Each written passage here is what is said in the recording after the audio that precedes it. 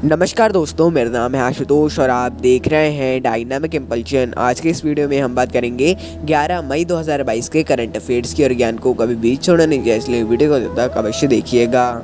सबसे पहला प्रश्न है, हाल ही में किस देश के प्रधानमंत्री ने अपने पद से इस्तीफा दिया? Which countries prime minister has resigned from his post recently? A Sudan, B Afghanistan, C Sri Lanka, D संयुक्त अरब अमीरात। एंड द राइट आंसर है श्रीलंका। तो हाल ही में श्रीलंका के प्रधानमंत्री महिंदा राजपक्षे ने अपने पद से इस्तीफा दिया है। सबसे बड़ी न्यूज़ है ये, यदि बात कर ली जाए। वैसे तो एक दिन हो गया है, क्योंकि वीडियो जब कल का बन रहा था उसके बाद ये न्यूज़ आई है। पहले से ही श्रीलंका की आर्थिक स्थिति बहुत ही खराब है और बहुत से विरोध प्रदर्शन भी देखने को मिल रहे हैं। इसी के चलते ऐसा बोला गया है, जो उनका विपक्ष है श्रीलंका का, उन्होंने भी साथ नहीं दिया, इसलिए इन्होंने अपने पद से इस्तीफा दे दिया। अब देखते हैं नए प्रधानमंत्री कब तक और कौन बनते हैं, उनका नाम भी आपको याद करना पड़ेगा। ऑब्वियसली हम उसका भी एक क्वेश्चन लेंगे। अब देखिए कैसे वो संबंध रखते हैं भारत के साथ, चीन के साथ, वो देखते हैं आगे। अगला प्रश्न है, हाल ही में किस योजना ने अपने 7 वर्ष पूर्ण किए? Which scheme has completed its 7 years recently?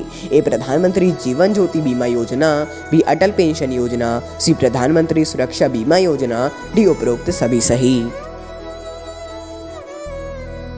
And the right answer है उपरोक्त सभी सही। तो देखिए एक बहुत ही ज़्यादा इंपॉर्टेंट क्वेश्चन है, क्योंकि 3 योजनाएं एक साथ हैं, इसीलिए उपरोक्त सभी सही, यानी कि ए बी सी तीनों सही हैं। तो देखिए 9 मई 2022 को अटल पेंशन योजना, प्रधानमंत्री जीवन ज्योति बीमा योजना और प्रधानमंत्री सुरक्षा बीमा योजना, इन तीनों योजनाओं ने अपने अपने 7 वर्ष पूर्ण किए हैं। देखिए इसके एक और इम्पॉर्टेंट ये है कि इसको कब और कहाँ शुरू किया गया था। तो 9 मई 2015 को ही इसको शुरू किया गया था, कोलकाता, पश्चिम बंगाल में। अगला प्रश्न है, 10 गीगावाट सौर उत्पादन को पार करने वाला भारत का पहला राज्य कौन सा है? Which is the first state in India to cross 10 gigawatt solar generation? A Uttar Pradesh, B Rajasthan, C Uttarakhand, D Gujarat. And the right answer is Rajasthan. तो हाल ही में देखिए 10 गीगावाट सौर उत्पादन को पार करने वाला भारत का पहला राज्य राजस्थान बन चुका है। एग्जैक्ट तो नहीं है ये, लेकिन हाँ इस बात को याद रखिएगा कि 10 गीगावाट को पार किया है इन्होंने। 10,000 करके कुछ है, 500 करके कुछ है, अब मैं उसको नहीं बोलूँगा, वो भी इम्पोर्टेंट नहीं है। देखिए बहुत ही ज़्यादा ये भी बड़ी बात होती है, और ये बात हमेशा आपको याद रखनी है। 1 गीगावाट में कितने वॉट होते हैं? तो 1 बिलियन वॉट होते हैं। ऐसे यूनिट्स वगैरह, मेजरिंग वगैरह आपको हमेशा याद रहनी चाहिए। अगला प्रश्न है, खेलो इंडिया यूथ गेम्स 2021 के शुभंकर का नाम क्या रखा गया है? What has been named as the mascot of Khelo India youth games 2021? A Dhakad, B Pushpa, C Bajrangi, D Sultan. And the right answer is Dhakad. तो देखिए एक बहुत ही इंपॉर्टेंट हो गया, ये भी आज बहुत ज़्यादा इंपॉर्टेंट क्वेश्चंस हैं।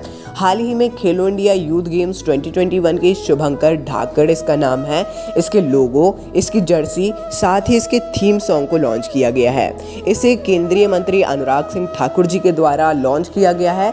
अभी जो हुआ है वो था खेलो इंडिया यूनिवर्सिटी गेम्स। इसमें जो खेलों की मतलब गेम्स की यूनिवर्सिटीज़ हैं अलग अलग प्रदेशों से, उनको लिया जाता है। अब ये यूथ गेम्स है, ये अलग है और वो अलग है, ऐसे बहुत से होते हैं। एक विंटर गेम्स भी होता है खेलो इंडिया के द्वारा ही।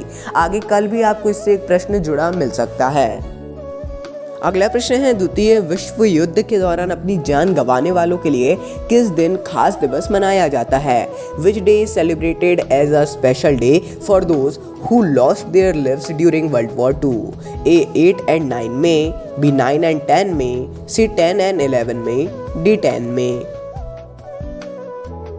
And the right answer is 8 और 9 में। तो देखिए द्वितीय विश्व युद्ध में अपनी जान गंवाने वालों के लिए 8 और 9 मई को खास दिवस मनाया जाता है। देखिए 2022 में द्वितीय विश्व युद्ध के अंत की 77वीं वर्षगांठ है, यानी कि 2022 से 77 वर्ष पहले द्वितीय विश्व युद्ध को समाप्त किया गया था और संयुक्त राष्ट्र के द्वारा इसको शुरू किया गया था, क्योंकि आप सभी लोगों को पता ही है बहुत से लोगों की इसमें जान गई थी और ये उनको श्रद्धांजलि देने के लिए मनाया जाता है। अगला प्रश्न है 7 मई को किस संगठन का स्थापना दिवस मनाया गया? Which organisations foundation day was celebrated on 7 May? AFSSAI, BBRO, CEPFO, DRBI। And the right answer is BRO।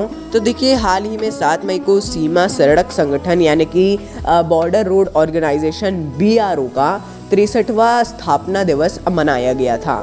7 मई 1960 को BRO की स्थापना की गई थी और तब से अब तक प्रत्येक वर्ष 7 मई को BRO रेजिंग डे मनाया जाता है। अगला प्रश्न है 11 मई को कौन सा दिवस मनाया जाता है? Which day celebrated on 11th मई? ए राष्ट्रीय विज्ञान दिवस, बी राष्ट्रीय प्रौद्योगिकी दिवस, सी राष्ट्रीय परमाणु ऊर्जा दिवस, डी राष्ट्रीय अनुसंधान दिवस। And the right answer is राष्ट्रीय प्रौद्योगिकी दिवस। तो प्रतिवर्ष 11 मई को भारत में राष्ट्रीय प्रौद्योगिकी दिवस मनाया जाता है। इसे मनाने का क्या कारण है? तो 1998 में पोखरण में भारत की जो परमाणु परीक्षण में सफलता मिली थी उसको एक दिखाने के लिए, उसको प्रदर्शित करने के लिए, चिन्हित करने के लिए इसे मनाया जाता है। बहुत ही ज़्यादा इम्पोर्टेंट डे है और मतलब एक सभी भारतीय लोगों के लिए एक बहुत ही इम्पोर्टेंट डे होता है ये। और मतलब 6वां देश बन गया था भारत परमाणु परीक्षण करने वाला, सफल परमाणु परीक्षण करने वाला।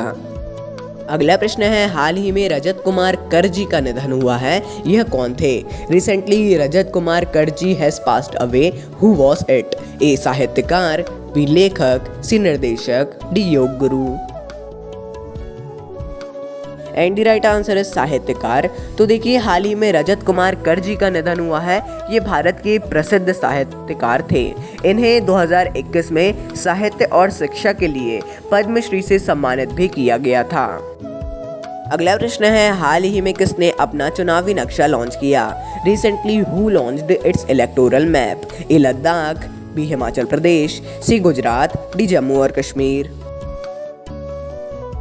And the right answer is Jammu और कश्मीर। तो हाल ही में जम्मू और कश्मीर के चुनावी नक्शे को फिर से तैयार करने के लिए भारत सरकार ने परिसीमन आयोग को नियुक्त किया था। अब इन्होंने अपनी बहुप्रतीक्षित अंतिम रिपोर्ट सौंप दी है और देखिए जब सब सही रहा तो अगले साल अप्रैल मई में यानी करेक्ट 1 साल बाद जम्मू कश्मीर में भी हमें विधानसभा चुनाव देखने मिल सकते हैं। और देखिए जम्मू कश्मीर में बीजेपी और आम आदमी पार्टी ने भी अपना प्रचार शुरू कर दिया है। यदि आप लोग न्यूज़ वगैरह देखते हैं तो आपने इसको अवश्य देखा होगा। तो दोस्तों ये था अंतिम प्रश्न। मिलता है अगले वीडियो में और आपको कोई भी डाउट हो तो आप कमेंट में पूछ सकते हैं। नमस्कार, डायनामिक इम्पल्शन।